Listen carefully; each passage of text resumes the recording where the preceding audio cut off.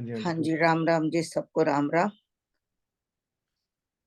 हाँ जी, हम लोग अपना 2 हफ्ते से विरह वाला चैप्टर भी योग वाला पढ़ रहे हैं, जो कि हमारे स्वामी सत्यानंद जी महाराज जी द्वारा भक्ति प्रकाश में लिखा गया है।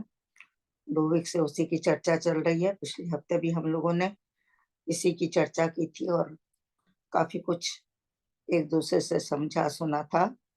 तो आज फिर उसी को आगे बढ़ाते हुए, तो सबसे पहले तो हम प्रभु को प्रार्थना करते हैं, उनका नमस्कार करते हैं, फिर अपना जो आज का काम है वो शुरू करते हैं।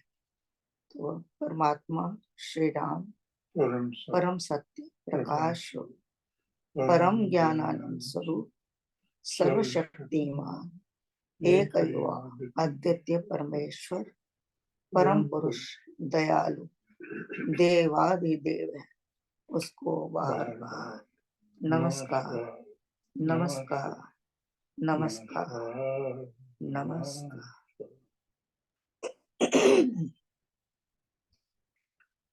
और हनुमान चालीसा की इन लाइनों से शुरू करेंगे। राम काज करिबे को आतुर।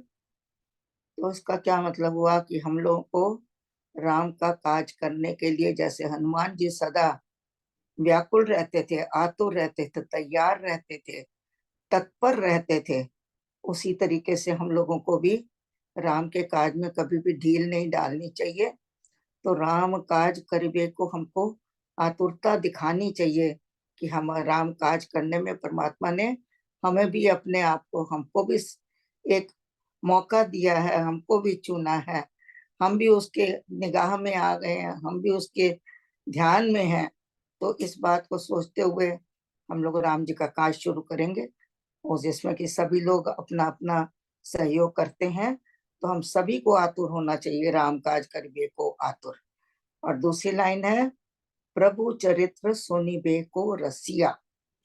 कि हनुमान जी क्या थे, एक तो राम का काज करते रहते थे, और उसके अलावा दूसरा काज क्या था कि जहां भी प्रभु चर्चा हो रही है, जहां राम चर्चा हो रही है, बस उसको रसिया बन जाते, उसके बीच में रम कर उसको सुनते थे। तो हम लोगों को राम काज करने के लिए रसिया बनने की जरूरत है, जैसे कि हनुमान जी ने किया था, राम काज करिबे को आतुर।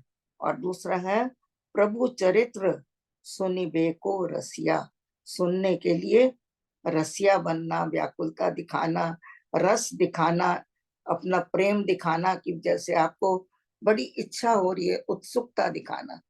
तो उसी इन 2 लाइनों को ध्यान में रखकर हम लोग सुनेंगे भी और राम का काज करेंगे भी। धन्यवाद। और aunty just wanted that is, क्योंकि आपने हनुमान जी की बात बोली है, तो एक just wanted to land another line. जब ये वाला हम लोग जिज्ञासु हो जाते हैं राम की बातें के सुनने के लिए, और काम हमेशा राम जी के काम के लिए हमेशा तत्पर रहते हैं करने के लिए, तो एक काम सिद्ध जरूर हो जाता है। वो ये जिसमें हनुमान चालीसा में लाइन है, दुर्गम काज जगत के जेते, सुगम अनुग्रह तुमरे तेते। बिल्कुल। कितने भी दुर्गम काज हों जगत के, आप, क्योंकि राम की कृपा आपके ऊपर है, और जैसे ही आप उन दुर्गम काजों को देखते हो, उसी समय वो सुगम हो जाते हैं। दुर्गम या काज जगत के जेते, सुगम अनुग्रह तुमरे तेते। एकदम बिल्कुल सुगम तरीके से चलने लगते हैं आपके देखने मात्र से ही। तो राम का जो जो राम भक्त होता है, उसकी ये कैपेबिलिटी हो जाती है, गेट द थिंग्स। अनुग्रह का मतलब प्रभु जो है इतनी कृपा कर देते हैं आपके ऊपर कि जो दुर्गम काज है वो बड़ी सरलता से आपके हाथों से हो जाते हैं। राम अनुग्रह। हाँ जी, बहुत बढ़िया जी, हाँ धन्यवाद। जी। और कुछ कोई कहना चाहता है? यही हाँ जी, यही है कि हर हर ग्रंथ, हनुमान चालीसा जी, रामायण जी, महाराज जी के ग्रंथ, हर एक एक अक्षर में अगर हम एक ही अक्षर पकड़ लें तो भी उसमें इतना इतना रस और इतनी शिक्षा, इतना ज्ञान हर हर अक्षर में हमें मिलता है।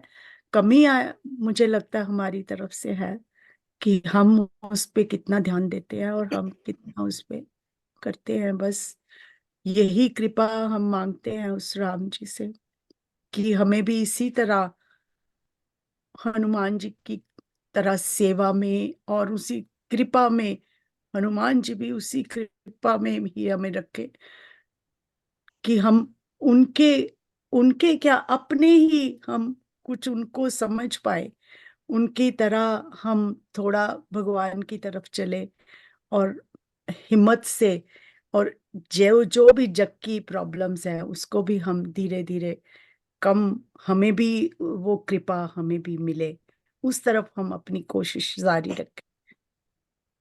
जय श्री राम। हाँ जी, 20 और 21 आंटी। हाँ जी, हम लोग देखते हैं कि पीछे हम लोगों ने क्या किया था और सॉरी, कुछ हाँ जी, याद भी कर लें हाँ जी, हाँ जी, कि जो वियोग है ये है क्या। ये एक मार्ग है विरह का, वेदना का, दुख का, दर्द का। जीवन में ये यही चीजें देता है आपको। जब वियोग होता है, वियोग की दशा जो होती है, इसका वर्णन करना तो आसान नहीं है।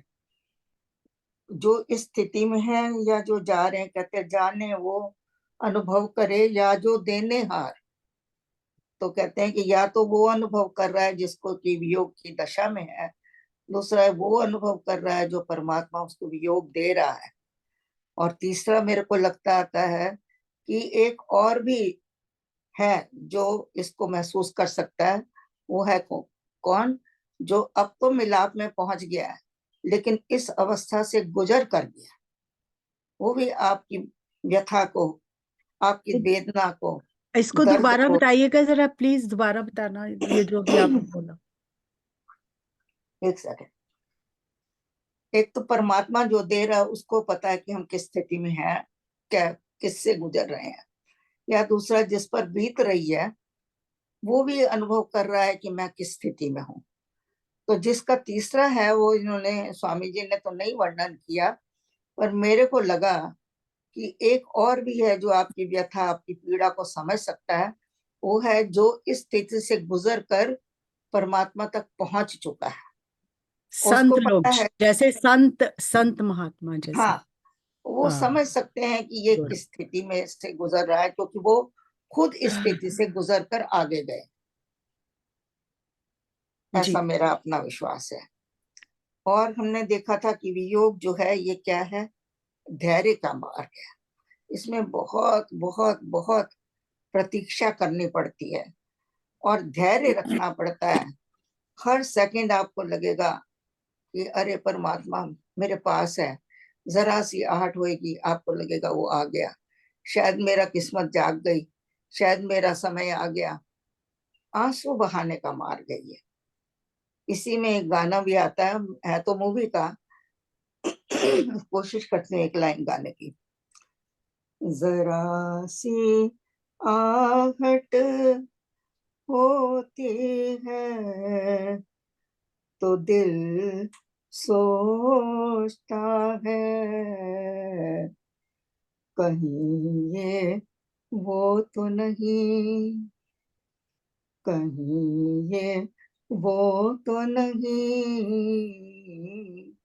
कहीं ये वो तो नहीं। ये आंटी रवि रवि अंकल के लिए आपने गाया है या राम जी के लिए गाया इस वक्त तो सब कुछ राम जी है। रवि जी भी मेरे राम जी ही हैं। कमलेश जी ऑलराउंडर हैं, हैं जी? गाने भी गा लेते हैं। पता नहीं जी। नहीं ऐसे नहीं, है कि हम सोचते हैं शायद किसी की व्यथा को हम समझ सकें तो शायद वो चिंगारी हमारे अंदर आ जाए। तो इसलिए मेरे को बड़ा ऐसे ध्यान में आया तो मैंने इसलिए गा दिया। मैंने और जो समझा है कि कमलेश जी, आप जो आपने जो ये दृश्य दिखाया अभी आपने, ये बिल्कुल शबरी का था। जरा सी भी आहट होती थी तो कहते से राम जी आ गए। क्या बात है अंकल। उसके अंदर जो था वही था कि धैर्य था और धीरजता थी और राम को पक्का विश्वास था कि आएंगे। अब किसने दिया ये ज्ञान उनको? गॉड नोस, किसी ऋषि ने दिया होगा। गुरु जी ने, मातंग उनके मातंग गुरु जी। माता नहीं, जी। ऐसे करें कि हम लोग शबरी की जगह अपने को रख लें, हाँ जी, कि शायद हम भी शबरी बन के उसका नाम लेके, भक्तों का नाम लेके, संतों का नाम लेके, कोई जरा सी चीज हमें छू जाए। बस हमारी कोशिश ये होनी चाहिए इस समय कि बस कुछ भी ऐसा हमारे शब्दों में, हमारे सुनने में, हमारे गाने में कुछ भी ऐसा हो जो हमारे अंदर को छू जाए और एक बस लगन लग जाए, एक जरा सी विरह की, वियोग की एक हमको भी अनुभव होए। हाँ जी, वैसे तो इसका हर जगह गाया गया है। देखिए गुरबानी में कितना कुछ कहा है, प्रभु तुमरी करूं मैं नित आस, प्रभु मोहे कब गल लावेंगे, मुझे कब गले से लगाओगे प्रभु। प्रभु तुमरी करूं नित आस, के प्रभु कब गल लावेंगे।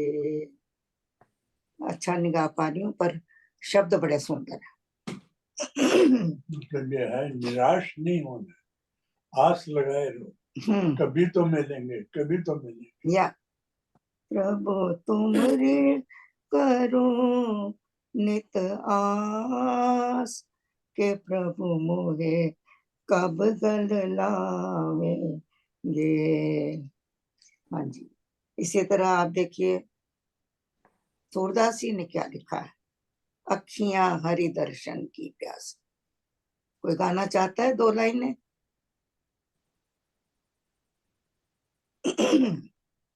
लगा देता हूँ अगर बोलो तो। हाँ जी, चलिए और आगे चलते हैं। ये जो रास्ता है ये अपमान का रास्ता है, इसमें बहुत अपमान होता है। कोई समझ नहीं पाता आपकी स्थिति को, आपके अंदर के क्या चल रहा है, ऐसा कोई समझ नहीं पाता। इवन घर वाले भी नहीं समझ पाते हैं। लोग समझते हैं ये तो पागल हो गई है, उपहास करते हैं, मीरा पागल हो गई। बड़ा सहन करना पड़ता है, पागल की उपाधियां तक लोग दे देते हैं। पूरी आपको स्तुति मिलती है, निंदा मिलती है, जगत में अपमान मिलता है, लेकिन सब जो साधक है स्थिति में है सब कुछ बर्दाश्त करता है। हाँ जी, एक्चुअली आंटी इसी से पता चलता है कि राइट डायरेक्शन में जा रहे हैं। जब यू टर्न ले लेता है कोई दूसरा आदमी या तो पता हम उस जहां पर पूरे संसार जा रहा है वहां नहीं जा रहे हैं। तो ये पता चल जाता है कि जब लोग पागल और ऐसी ऐसी संज्ञा देने लग जाते हैं ना, तो तभी पता चलता है कि हम लोग सही डायरेक्शन में मुड़ गए हैं अब। या लोग कहे मीरा हुई रे बावरी, हम्म। या सास कहे कुलनाशी रे, या वो तो घुंघरू बांध मीरा नाची रे। या इसी तरह हम लोगों ने उदाहरण दिया था अहिल्या का, भीलनी का, मीराबाई जी का, माँ सीता का। इसी तरह से जब हमने सीता माँ का उदाहरण दिया था तो हमने उस वक्त राम जी के विरह को नहीं देखा था। वो भी तो उसी स्थिति में ही थे, वो भी तो रो रहे थे, वो भी तो बिलख रहे थे कि मेरी सीता कहाँ चली गई, मैं उसको कहाँ ढूंढूं, कहाँ पाऊं। तो उन्होंने किस किस से पूछा, पक्षियों से पूछा, जो भी वहां पर पशु थे, हिरण थे, जो भी लोग थे, सबसे पूछा कि मेरी सीता कहाँ है। पेड़ों से पूछा कि मेरे सीता का पता बताओ। तो ये आग जो है ये दोनों तरफ की है, और दोनों तरफ जब लगती है तभी मिलन भी होता है। और इसमें तड़प इतनी होती है, सिर्फ एक ही चाह है, एक ही प्यास है कि वो है दर्शन की। बस प्रभु मोहे दर्शन दो, अखियां हरि दर्शन की प्यासी, अखियां हरि दर्शन की प्यासी। कमलेश दीदी, जब आप अपने आप को पूर्ण रूप से अर्पण कर देते हो तो वो तुम्हें मिलता ही मिलता है, वो कभी तुम्हें निराश नहीं करता, वो किसी को निराश नहीं करता। तुम अपने आप को उस पे छोड़ो तो सही पहले। परिस्थिति जो पहले बनती है उसकी बात हो रही है, मैं या ये नहीं कहती कि वो नहीं मिल सकती। छोड़ोगे अपने आप को, तभी अर्पण करोगे, तभी तो तुम्हें पकड़ेगा। बिल्कुल ठीक, बिल्कुल। हाँ जी, अखियां हरि दर्शन की प्यासी, देखो चाहत कमल नयन को, निस दिन रहत उदासी, अखियां हरि दर्शन की प्यासी। सूरदास जी का है। हाँ जी, तो ये हम लोगों ने पिछली बार किया था। अब हम लोग चलेंगे थोड़ा सा आगे। उषा आंटी 20 सुना है ओ, कि जिनकी ऐसी स्थिति होती है, उनकी व्यथा को सुनने से, उनको गाने से, उनको समझने से कि आपके अंदर भी वो कुछ ना कुछ असर करती है। तो इसी बात को लेते हुए हम देखते हैं कि एक बहुत इतने बड़े जो परमहंस हुए हैं, रामकृष्ण परमहंस जी। रामकृष्ण परमहंस, उनकी स्थिति क्या थी? वो जिस स्थिति से गुजरे हैं शायद ही कोई गुजरा होगा। मैं उनका सुन रही थी तो वो बता रहे थे कि उनको कुछ होश नहीं रहती थी, जमीन पे लेट जाते थे और मुंह के बल लेटते थे और पूरा मुंह जमीन पे रगड़ रगड़ के अपने मुंह को छील देते थे। और इतना मतलब तकलीफ होती थी। कोई कहता था कि इनके पेट में जो है शूल है, ये तकलीफ है, पेट दर्द से तड़प रहे हैं। कोई कहता था पागल हो गए हैं, कोई कुछ कहता था, कोई कुछ कहता था, लेकिन उनके अंदर एक ही तरफ थी कि माँ मुझे दर्शन दे। माँ तो दर्शन नहीं देगी तो वो तलवार उठा लेते थे अपने आप को मारने के लिए, कि मैं अपने को काट लूंगा, मैं अपने आप को खत्म कर लूंगा, अगर तू नहीं आएगी। तो माँ को आना ही पड़ता था। वो इतना बिलखते थे बच्चों जैसे, बिलख बिलख के उन्होंने अपने आप को माँ के सपुर्द किया और फिर उन्होंने माँ के दर्शन पाए। और माँ उनसे हमेशा हर तरह बातें करती थी, जो भी कुछ उनको कहना होता था माँ से वो कह लेते थे। और यहाँ तक कि एक समय ऐसा आया कि वो माँ और अपने में भेद ही नहीं कर पाते थे। फूल अगर माँ को चढ़ाने हैं तो अपने ऊपर चढ़ा लेते थे, अगर भोग माँ को लगाना है तो खुद भोग लगा लेते थे। उनको लगता है कि माँ और मेरे में कोई अंतर नहीं रह गया, इतना भेद ही नहीं कर पाते थे वो। तो उनकी तो खैर कहानियां अनगिनत हैं और उनकी वेदना जो है वो भी अपार है। और उन्होंने कहा है कि जब तक तीव्र वैराग नहीं होगा आपके अंदर, तब तक जो है आप इस रास्ते नहीं जा सकते, ना ही आप परमात्मा को पा सकते हैं। तो आपके अंदर वैराग्य की जरूरत है, विवेक की जरूरत है, और बहुत ज्यादा विवेक। ये आग लगनी चाहिए वैराग की। संसार से जब आप थोड़ा सा दूर होगे तभी ये वैराग जो है आपके अंदर आएगा। हाँ जी, अब उषा जी आप पढ़े। हाँ जी। 20 and 21 वंदना करिए सतगुरु जी को, सतगुरु जी को हृदय कमल में। तन दुबला मन से मिटा, भीतर भरा निराश। बिछड़ा दुखिया दीन है, कौन बंधाए आश। इस अटवी अति घोर में, भटक भटक दुख पाए।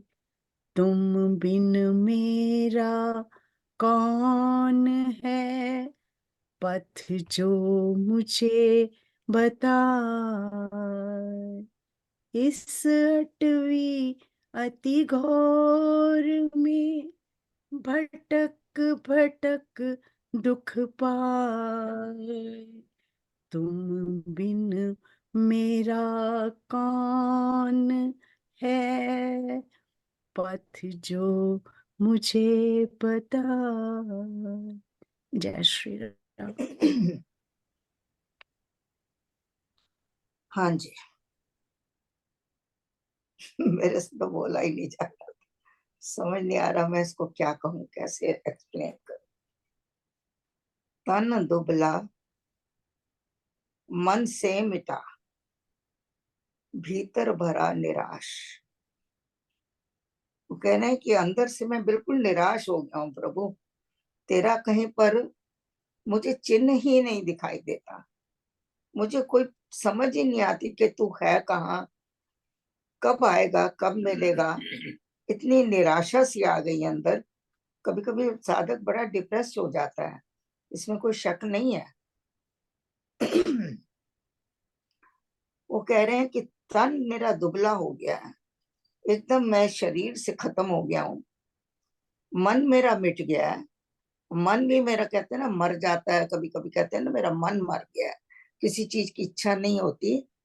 तो वो स्थिति यहाँ बता रहे हैं, तन दुबला हो गया है, मन मेरा मिट गया है, मन भी खत्म हो गया, उसका कहीं रंग रूप नजर नहीं आता। इसका मतलब मन मिटना का मतलब कुछ करने की इच्छा नहीं होती, मन से ही विचार उठते हैं, मन से ही सारी चीजें होती हैं, वही आपको कर्म करने के लिए प्रेरित भी करता है।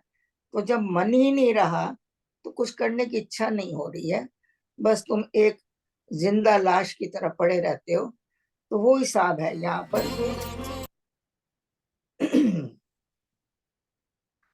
तन दुबला मन से मिटा, भीतर भरा निराश, बिछड़ा दुखिया दीन है। ये अपनी अवस्था बता रहा है साधक कि तेरे से बिछड़ा हुआ हूँ, बहुत दुखी हूँ, बहुत दीन हूँ, और मुझे तो कोई आस बंधाने वाला भी नहीं है कि तू धैर्य धर, प्रभु आएंगे। कौन बंधाए आस को, मेरे को कोई आस बंधाने वाला भी नहीं। कई बार कोई आपको धैर्य देता है या कुछ बताता है तो आपको थोड़ी अंदर शांति मिल जाती है, जैसे किसी के कहने पर, किसी के शब्दों में ऐसी शक्ति होती है कि अगर वो आपको कुछ कहता है तो आपके दिल में जो है बुझी आग जो लगी हुई है उसको बुझाने का काम कर देते हैं। तो तभी कहते वो हैं संत का, तभी कहते हैं ना कि संत का जब इस समय में जब बंदा निराश है तो संत का साथ हमारे लिए कितना काम करता है। अगर हम थोड़ा भी पीछे जाके देखें तो एक संत का बात नहीं, मिलना संत का हमारी बहुत अच्छी किस्मत, बहुत अच्छे कर्म है जो संत मिलते हैं। ने बहुत अच्छा कहा आपने, लेकिन संत हर वक्त हमारे पास नहीं होते।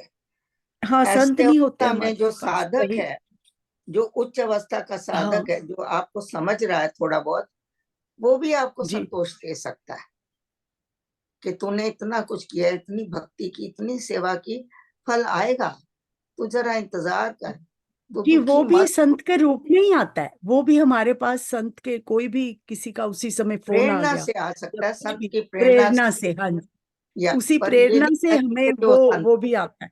जी हाँ, जी। हम तो संत ये को नहीं कह याद सकते। करते हैं तो आ जाते हैं, वो पहुंच जाते हैं, ऐसी बात नहीं है। अंदर दिल में आ जाते हैं, अगर संत को याद करो तो। देखिए, अगर आपके दिल यहाँ पर मरा हुआ है तो आपके दिल में कहाँ से आएंगे आप बताओ।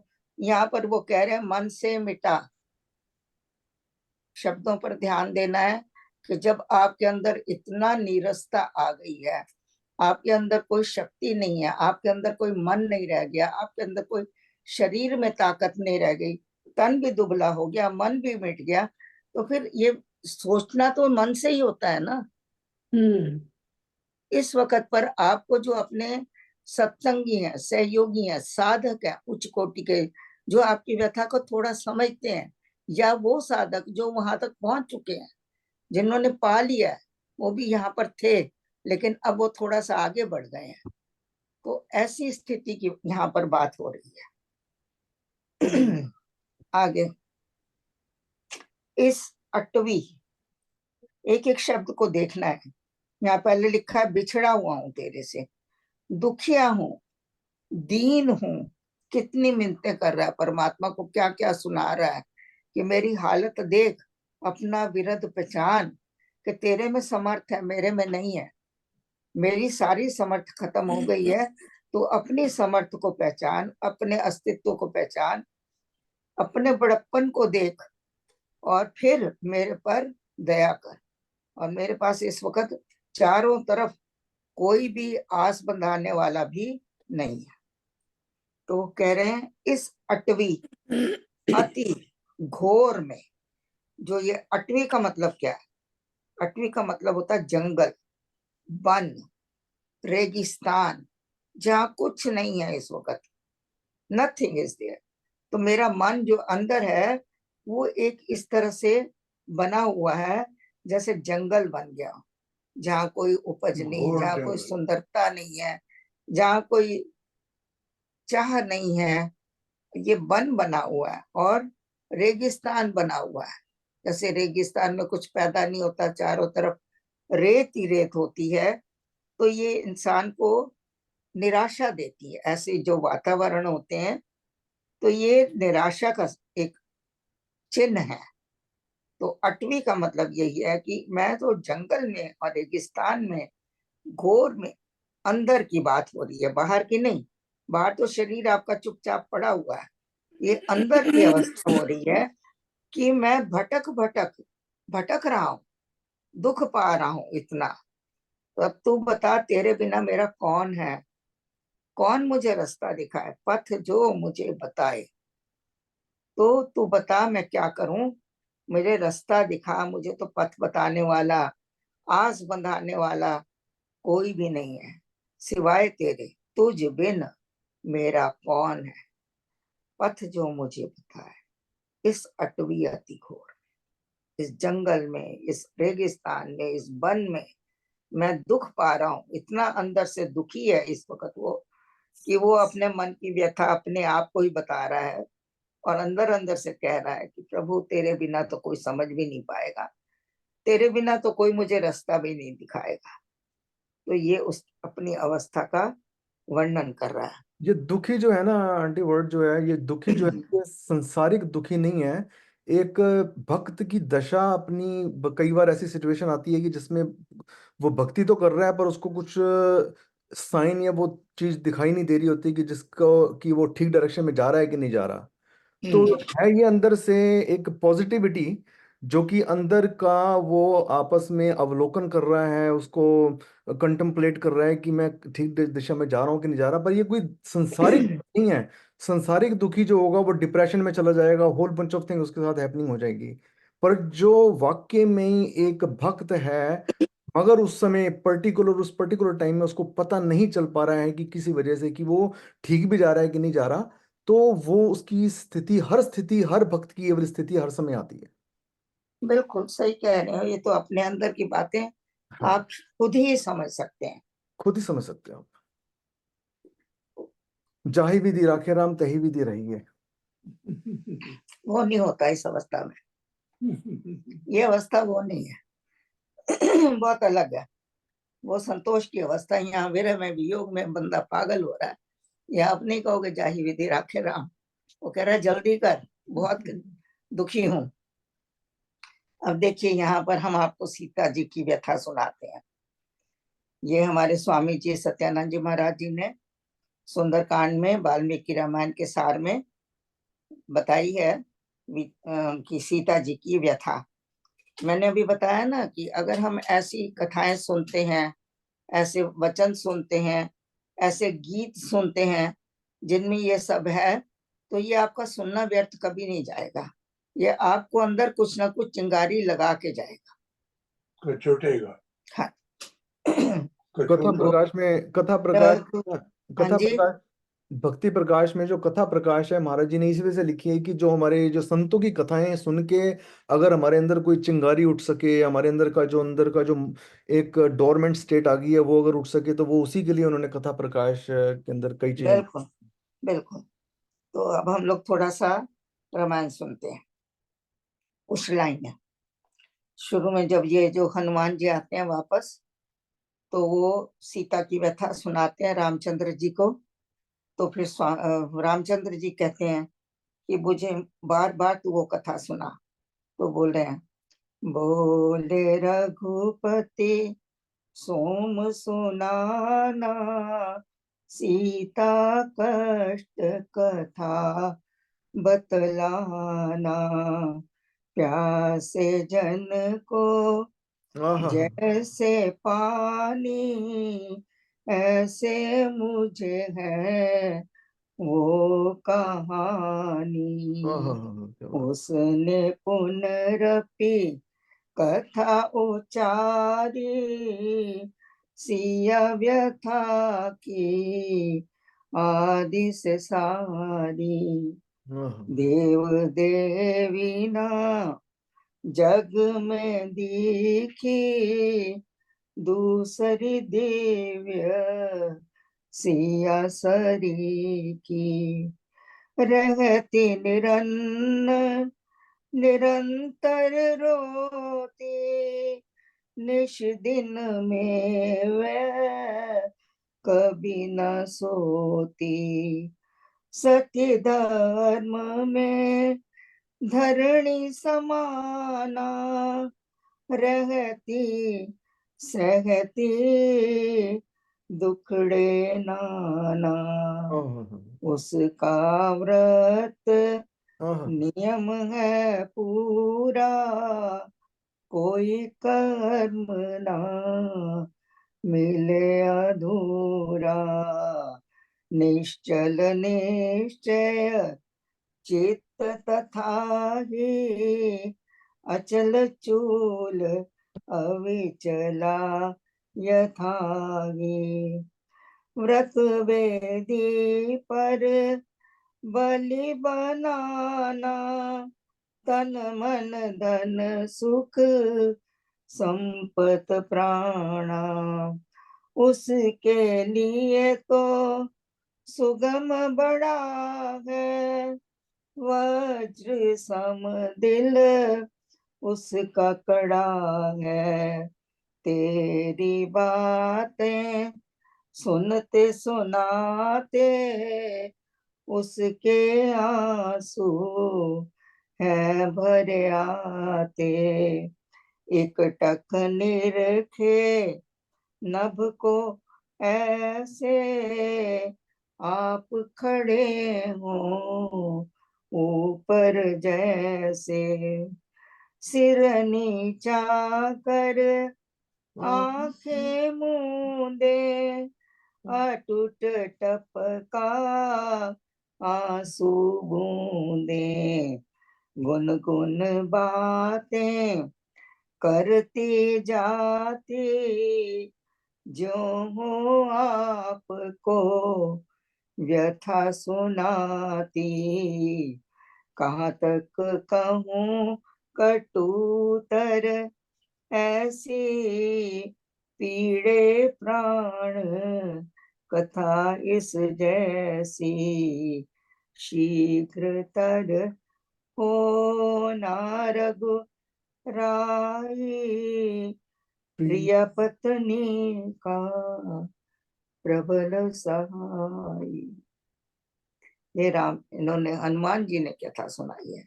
पर अगर हम सीता की व्यथा को देखें, तो जब उनके पास में क्या था, वो कहती हैं अहो पति बर बलि देवर, कहाँ तुम आज हो मेरे। वो कहती हैं, वो वाला पूरा चैप्टर तो मैं तो खैर पढ़ नहीं रही हूँ, सिर्फ बता रही हूँ। किससे कहनी है, अरे अरे पंछी उड़ोगे कब, हुआ जाता सवेरा है। असुर के जाल जादू ने तुम्हें क्या आज घेरा है। किस किस को कह रही है कि जाओ मेरे पति को संदेश दो। अजी तारो निहारो, तो तारों को कह रही हैं। कहाँ राघव सुहाते हैं, सुचारू चंद्र समचम के चक्षु चित को लुभाते हैं। फिर किसको कह रही हैं, शशि शोभित, चंद्रमा को अरदास, चंद्रमा को प्रार्थना की तुम देखो, तुम बताओ उनको जाके मेरा हाल। उषा दौड़ी चली जाओ, उषा सुबह की तड़के, जब सूर्य निकलने से पहले वो कहती हैं कि कोई तो जाके मेरी मदद करो, कोई तो जाके मेरी विरह का हाल मेरे राम जी को बताओ। फिर देखिए, मंद शीतल सुगंधित मंद शीतल शुभ, पवन ये मानियो कहना, बिजली वेग बड़ा बनकर उत्तर ओर अभी बहना। तो क्या क्या है देखिए, आज हम लोगों ने सुंदर कांड से सीता जी का विरह का वियोग का चैप्टर पढ़ा है, और कुछ सुना है और कुछ समझा है। हाँ जी, अब आगे चल सकते हैं। चलने से पहले किसी का कोई कमेंट्स हैं, क्वेश्चन हैं? किरण आंटी 22 and 23 प्लीज।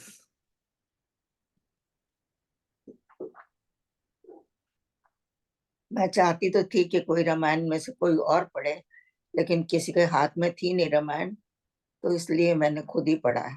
मेरे हाथ में थी पर मेरी आवाज नहीं थी अच्छी। अच्छा। मेरे मेरी हाथ में आवाज राम जी ने पता नहीं कहाँ से थोड़ी बहुत निकाल दी, इससे पहले तक तो हनुमान चालीसा। बंदी थी।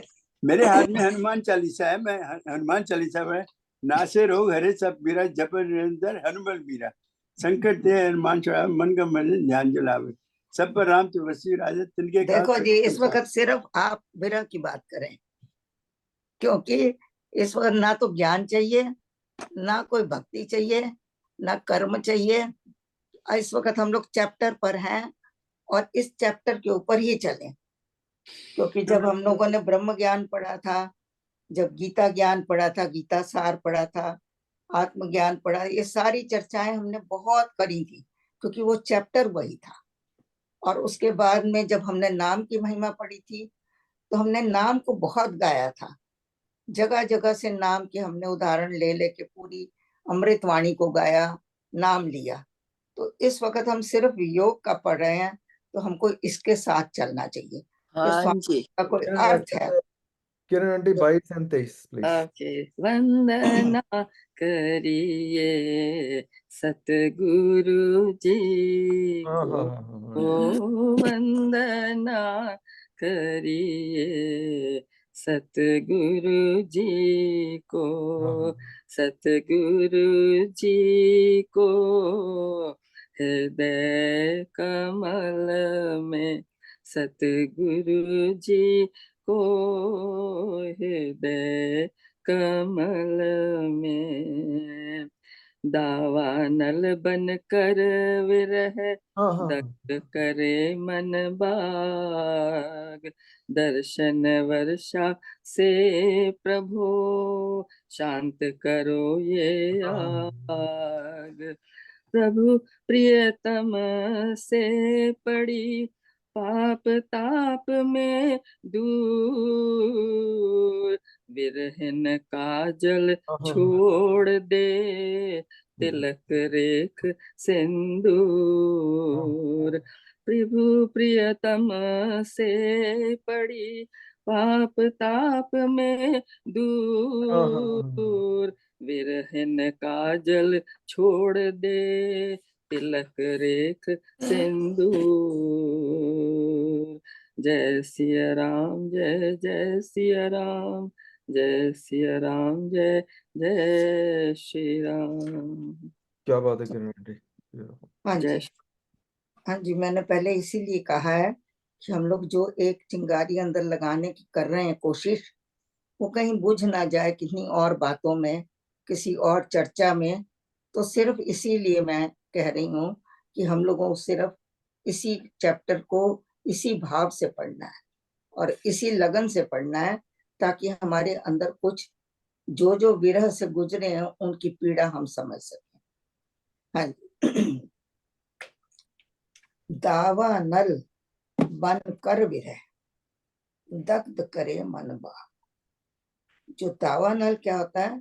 जब बड़ी भयंकर आग लग जाती है, कभी कभी जंगलों में लगती हैं, कभी कभी घरों में लग जाती हैं, या पूरे के पूरे माल जल जाते हैं, तो ये दावा नल होती है। थोड़ी बहुत आग जो होती है उसको दावा नल नहीं कहते, जो भयंकर आग होती है उसको दावा नल कहते हैं। वो कहती है जो विरह में गुजर रही है, वो अपने आप को कह रही है कि मेरे अंदर एक आग का एक भयंकर आग लगी हुई है। कहते हैं ना भांबड़, पंजाबी लोग कहते हैं ना भांबड़ लगे है अंदर, तो वो हिसाब है कि आग लगी हुई है विरह की, और वो मेरे मन को दग्ध करे। दग्ध माने जला रही है। मेरे मन का, जो मन ने जो सुंदर सुंदर बाग लगाया हुआ था अंदर, अपनी इच्छाओं का, अपनी वासनाओं का, अपने अपने विषयों का, विकारों का जो एक बाग अंदर बना हुआ था, वो सारा दग्ध हो गया, उसमें जल के भस्म हो गया। अब उसमें अब तेरे को और क्या चाहिए, प्रभु को कह रही है कि दर्शन वर्षा, अब तो दर्शन दे दो, अब तो अंदर कुछ रह ही नहीं गया। आप कहते हो तेरे अंदर पाप है, तेरे अंदर बुराइयां हैं, तेरे अंदर ये है वो है, जिस वजह से आप मिलते नहीं हो, पर अब तो अंदर कुछ रह ही नहीं गया, सब कुछ तो आग में जल चुका है। इस आग में मेरा कुछ भी तो नहीं बचा, मेरा मन भी जल गया। मन ने जो जो खूबसूरत बाग बगीचे लगाए हुए थे वो भी जल गए हैं। अब प्रभु तुम इसको दर्शन की वर्षा करो, क्योंकि जब आग जलती है पानी से ही बुझती है। तो यहाँ पर दर्शन जो है परमात्मा का, वो वर्षा बन के जब काम करेगा तभी ये आग बुझेगी। वो कह रहे हैं दर्शन वर्षा से प्रभु शांत करो। हे प्रभु अब शांत कर दे, मेरे से बर्दाश्त से बाहर हो रही है ये आग जो अंदर जल रही है, ये मुझे बहुत परेशान कर रही है। तुम इसको अपने दर्शन वाली वर्षा से शांत करो। अब वो आगे कह रही है, ये विरहिन की बात हो रही है।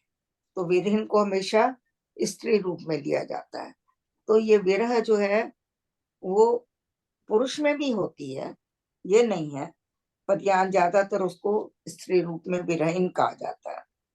पर एक्चुअली देखा जाए तो ना यहाँ स्त्री है न पुरुष, यहाँ आत्मा की बात होती है। हाँ हाँ अंकल, आत्मा विरह। ठीक क्या है, बात है अंकल, वेरी नाइस। हाँ जी।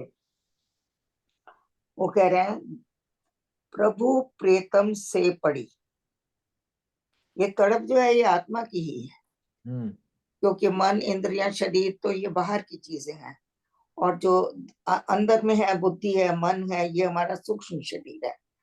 तो ये जो विरहन है वो आत्मा ही है, आत्मा ही पुकार कर रही है कि अब तो प्रभु मेरा तेरे से मिलन होना चाहिए।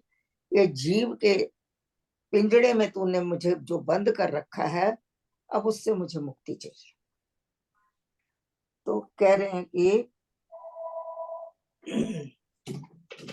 प्रभु प्रीतम से पड़ी, पाप ताप में दूर, विरहिन काजल छोड़ दे, तिलक रेख सिंदूर।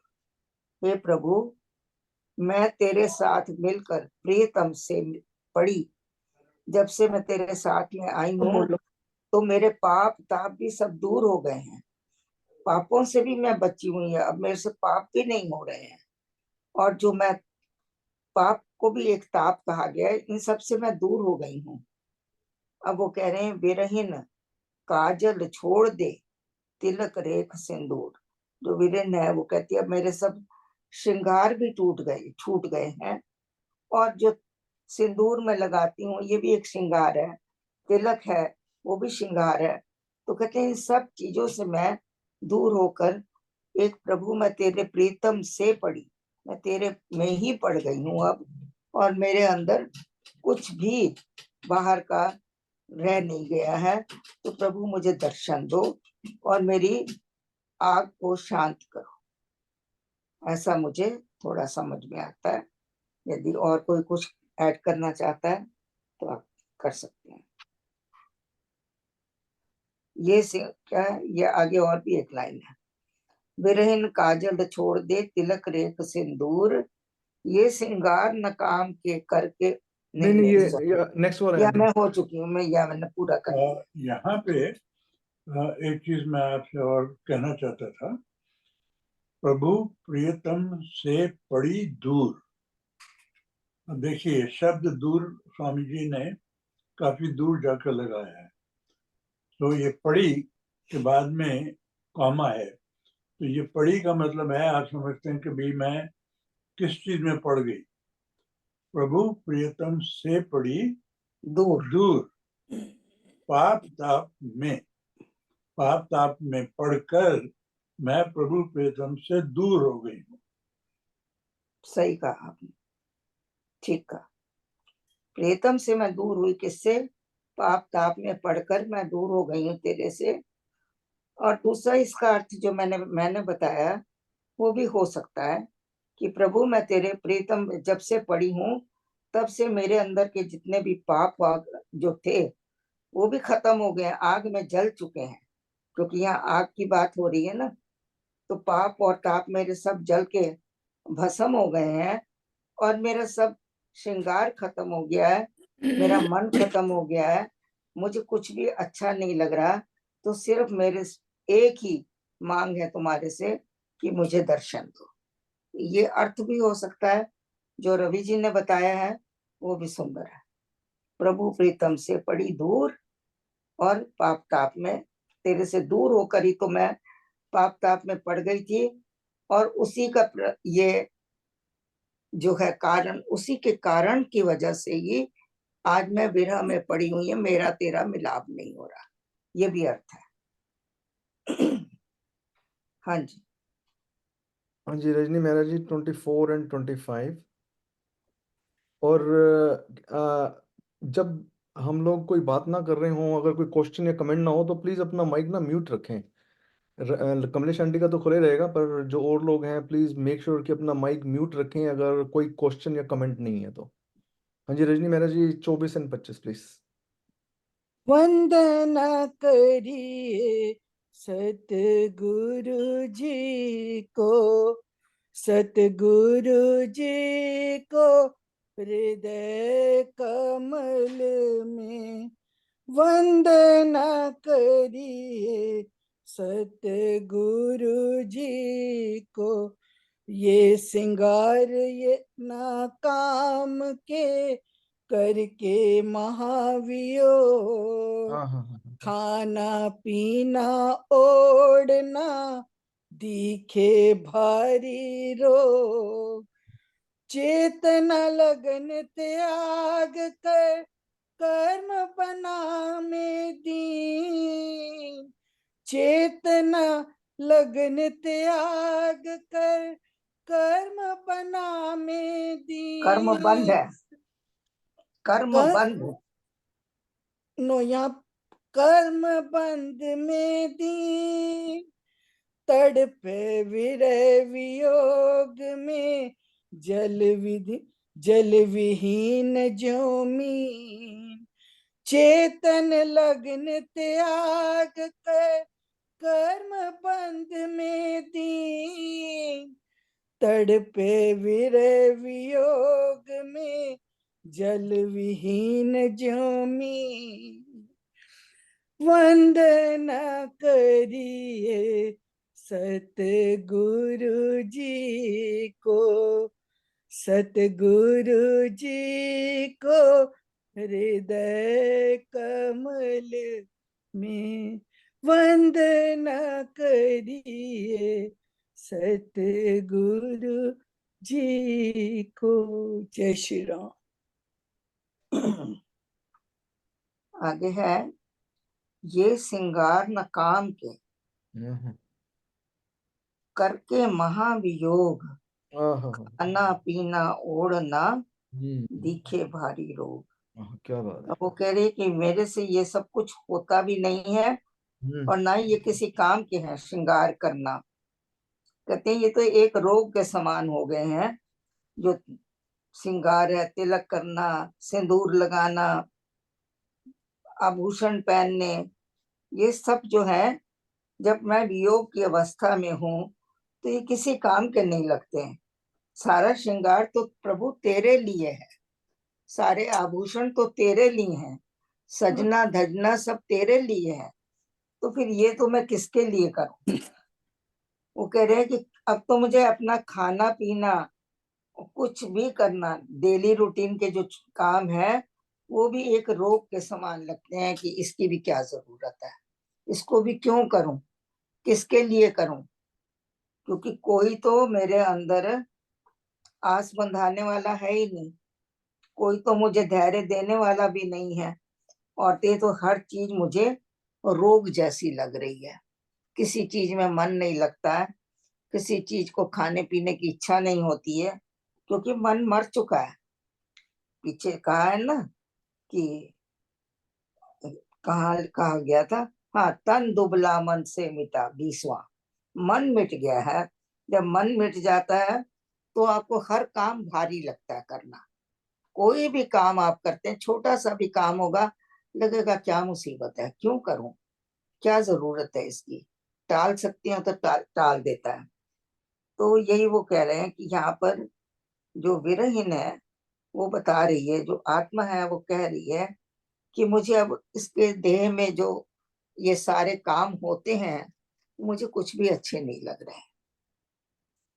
यहाँ शब्द स्वामी जी ने लिखा है महा, वियोग। इतना अधिक वियोग है कि जैसे मछली को तालाब से निकाल के बाहर फेंक दो वो तड़पती है, वो हाल ये है। महा, वियोग। इतना ज्यादा गहरा वियोग है कि मुझे ये खाना पीना ओढ़ना तक भी भारी लगता है।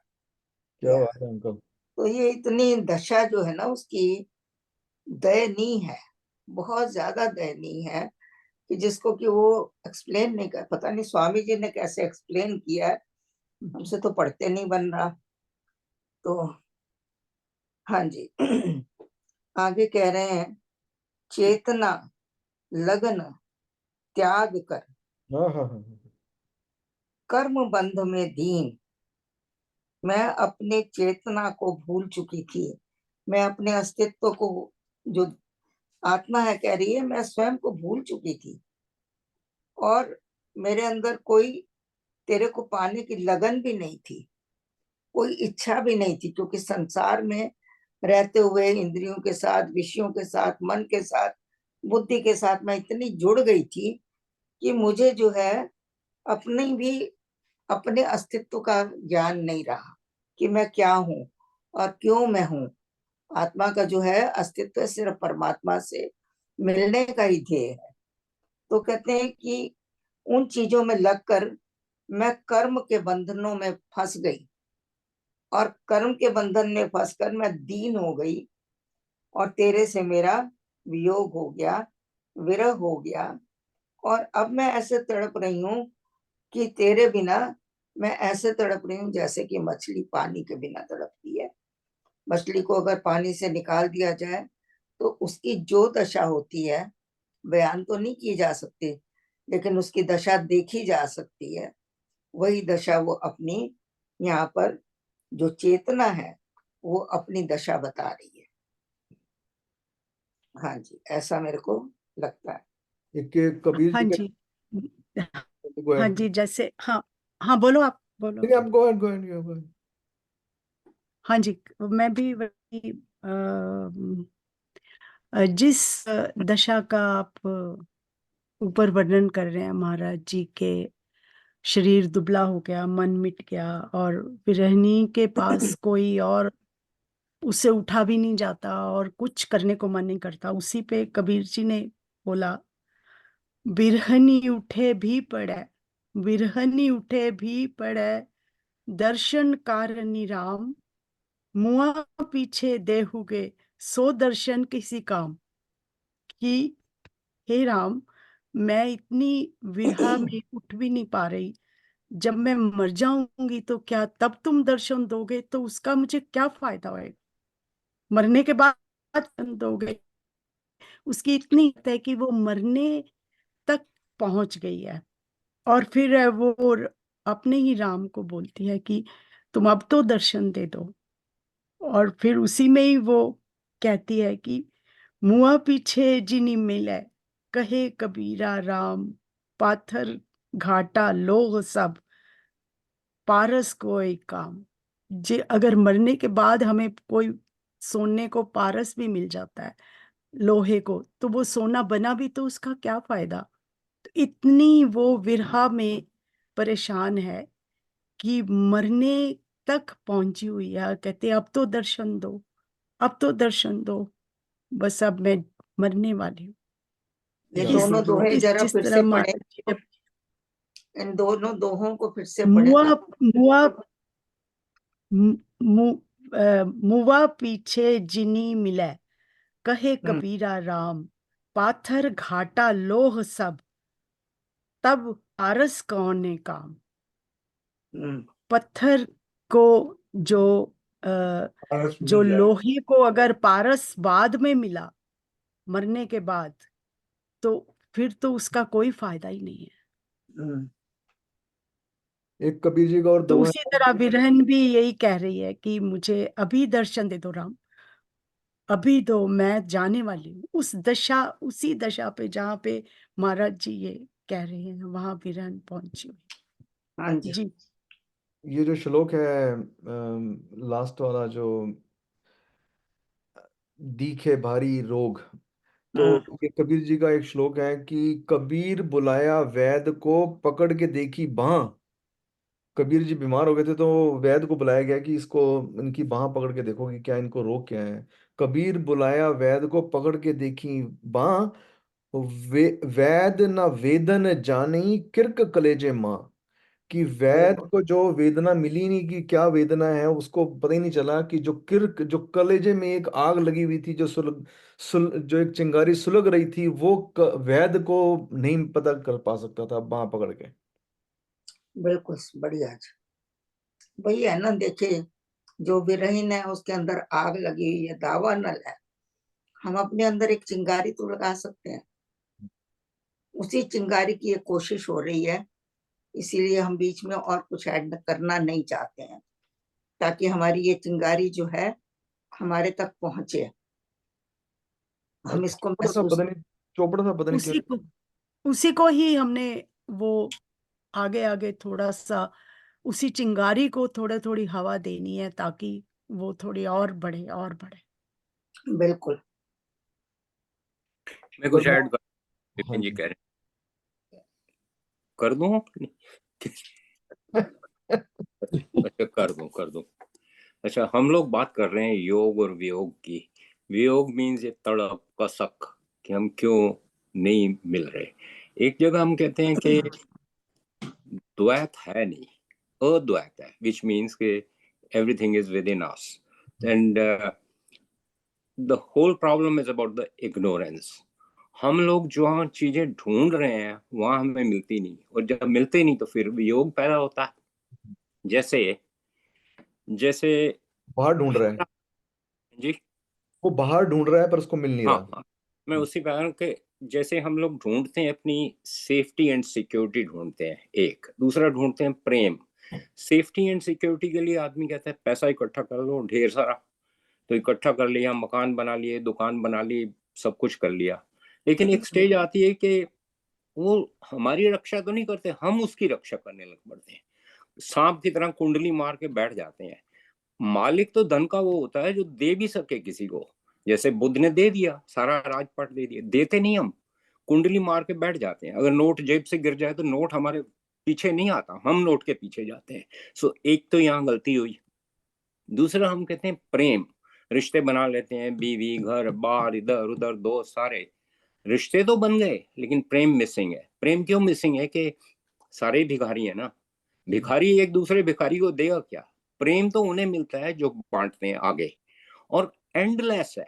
प्रेम किन्हें मिला? बुद्ध को प्रेम मिला, महावीर को मिला, जेसस को मिला, स्वामी जी को मिला, प्रेम जी को मिला, जो मांगते कुछ है ही नहीं और बांट क्या रहे हैं? राम नाम बांट रहे हैं, एंडलेस बांट रहे हैं। किताबें लिख दी, बता दिया, अमृतवाणी कर दी। उसे समझना ना समझना ये गलती हमारी है, विरह हमारी अपनी वजह से, अपनी इग्नोरेंस की वजह से है। The earlier we understand the better it is. और अगर जब हम इसे नहीं समझते, सफरिंग होती है। और मैं जैसे एक छोटा सा एग्जांपल ले लेता हूँ, कहाँ दिक्कत आती है प्रेम की।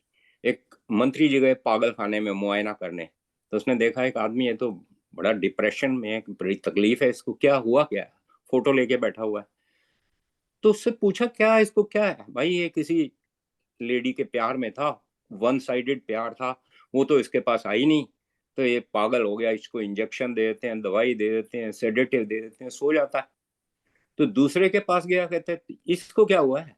कहते इसके पास वो औरत आ गई जो इधर नहीं आई थी, इधर आ गई। सो पाके भी दुखी, ना पाके भी दुखी।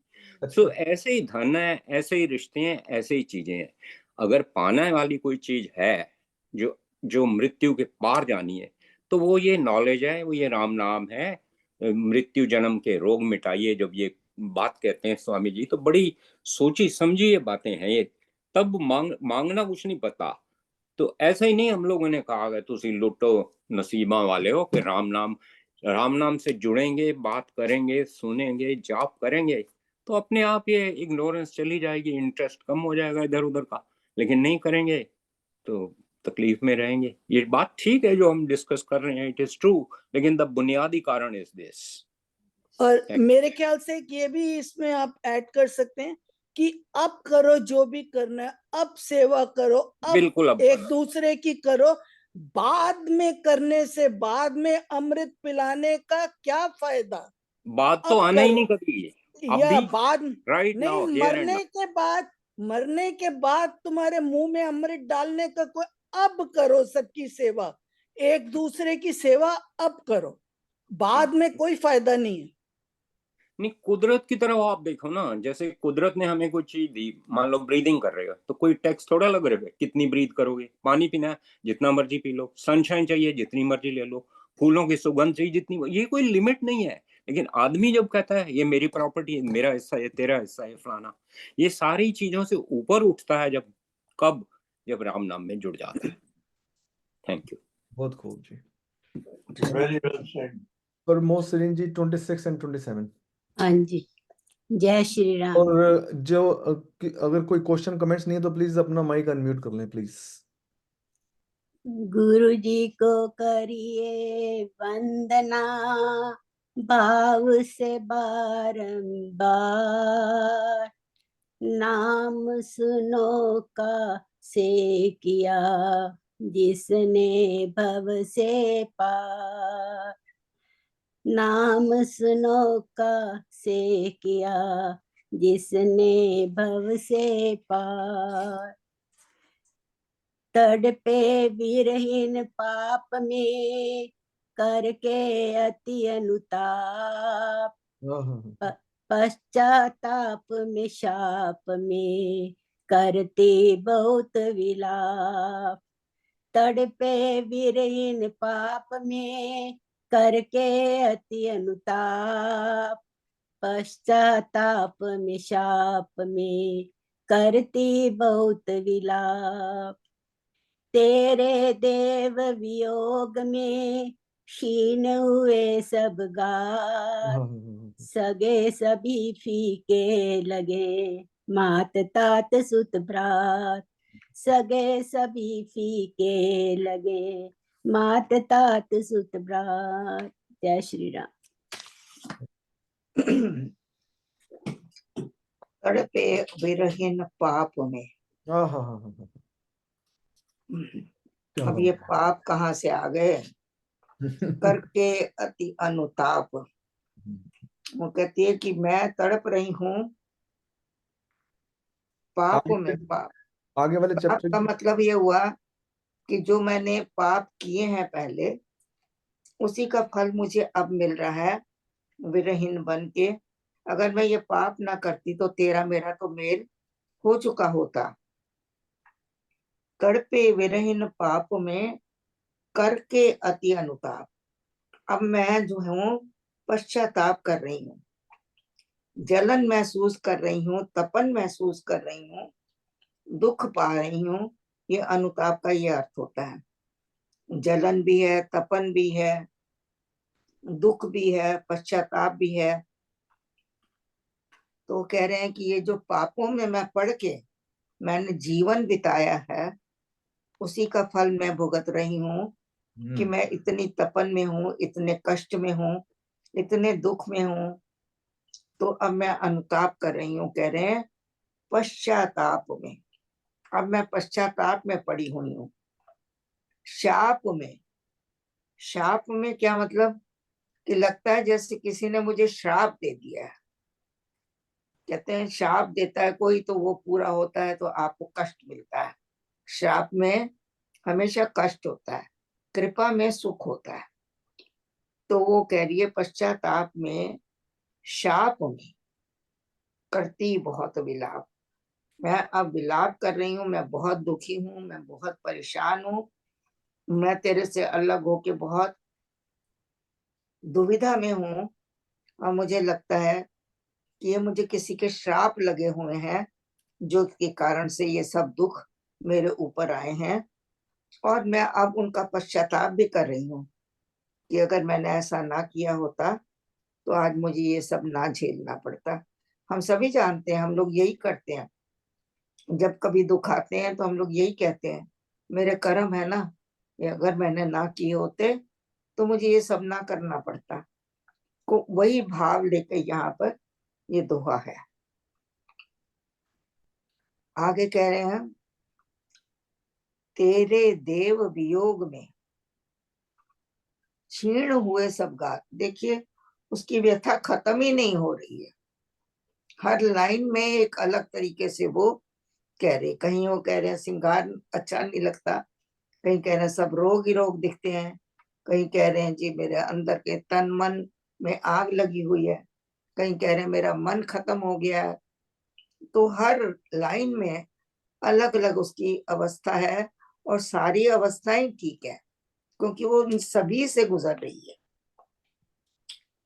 कह रहे हैं, तेरे देव वियोग में, हे परमात्मा तेरे से अलग होकर तेरे वियोग में क्षीण हुए सब गात। गात का मतलब क्या होता है कि मेरे अंदर जो वाणी है, गात, गात जो है वो आपके गले से ही निकलता है। गले से जो मेरी आवाज निकलती है वो भी खत्म हो गई।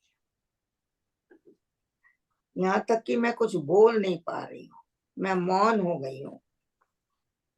और सगे सभी फीके लगे, मुझे अपने रिश्तेदार, नाते, बच्चे, पति, जो भी मेरे हैं, मित्र, सब फीके लग रहे हैं। किसी में कोई रस नहीं है, कोई अपना भी नहीं लग रहा मुझे। इवन माँ बाप, माता पिता, सुत, बेटा और भाई, जिनसे कि हमको बेहद प्यार होता है।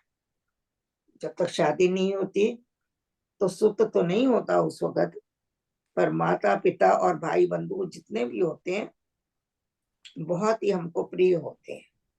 तो ये बता रहे हैं कि अब मुझे पुत्र की भी कोई चाह नहीं। तो हमारे जीवन में एक चाह होती है कि मेरा एक बेटा हो, मेरा एक बेटा हो जो मेरे बुढ़ापे का सहारा बने। तो यहाँ वो उसकी भी वो कह रहे हैं कि सब फीके लग रहे हैं, कुछ भी अच्छा नहीं लग रहा। अब सिर्फ एक ही मांग है, एक ही तड़प है कि प्रभु तू मुझे दर्शन दे। इसको थोड़ा सा मैं और एक्सप्लेन करना चाहूंगा। क्षीण हुए सब गात, जैसे अभी कमलेश जी ने कहा कि गात जो है गाना है, मैं ये कहूंगा आप इस चीज को देखें कि एक बच्चा बहुत रो रहा है, बहुत रो रहा है, आंसू आ रहे हैं, सिर पैर सब पटक दिए उसने, अब उसकी आवाज ही नहीं निकल रही है, क्षीण हो गई है। क्षीण हुए सब गात, मतलब ऐसी दशा बन गई है कि अब उसके अंदर से कोई वाणी, कोई अलाप, कुछ भी वो बोल नहीं पा रहा, बस रोए जा रहा है, रोए जा रहा है, रोए जा रहा है। So that is क्षीण हुए सब गात। ये विरह की बहुत ऊंची अवस्था है। ये आपका जहाँ पर कि गला भी बंद हो जाता है रो रो के। जब ज्यादा ऊंची ऊंची आवाज में रोते हैं या गाते हैं, कुछ भी करते हैं, तो आपकी आवाज के ऊपर उसका असर होता है। तो यहाँ पर विरह में जो है उनके जो गात हैं, उनका गला जो है वो भी क्षीण हो गया, वो भी खत्म हो गया। यहाँ तक कि वो कुछ कह नहीं पा रहे हैं, बोल नहीं पा रहे हैं, रो नहीं पा रहे हैं। जो जो काम आपके गले से होते हैं वो सब क्षीण हो गए। उस दशा को हम लोग अगर कोशिश करें कि ये कैसी दशा है, क्या कभी हमारे साथ ऐसी दशा हुई? उस वियोग में, प्रभु के वियोग में कभी हम लोगों ने ऐसी फीलिंग महसूस की? संसार के वियोग में तो की हुई है, पर प्रभु के वियोग में नहीं होती है। तो संसार के लिए तो मेरे ख्याल सभी ने कुछ ना कुछ कहीं नहीं कभी ना कभी महसूस किया होगा। ऐसे जैसे अंकल ने अभी फीलिंग बताई है, जब मनीषा इंडिया चली गई थी तब फीलिंग आई थी जब फिर वही हो गया ना, संसार के लिए है ना। या मनीषा तो थोड़ी देर के लिए गई थी ना। आज थी ना मिलने की। हाँ हाँ जी, आगे। ये अ, सब हो गया। क्षीण हुए सब गात। इसी आस को लेकर ही जो विरहन है वो प्राण नहीं छूटते उसके कि वो आएंगे वो आएंगे। क्योंकि आस लगी है ना। मरना भी नहीं चाहती। जी हाँ, नहीं मरना नहीं चाहती, लेकिन शरीर का जो शरीर में जो चेतना है, जो शक्ति है, वो विरह से इतनी कम हो गई है कि उसको लगता है कि मैं शायद शरीर ही छोड़ जाऊंगी। सही बात है।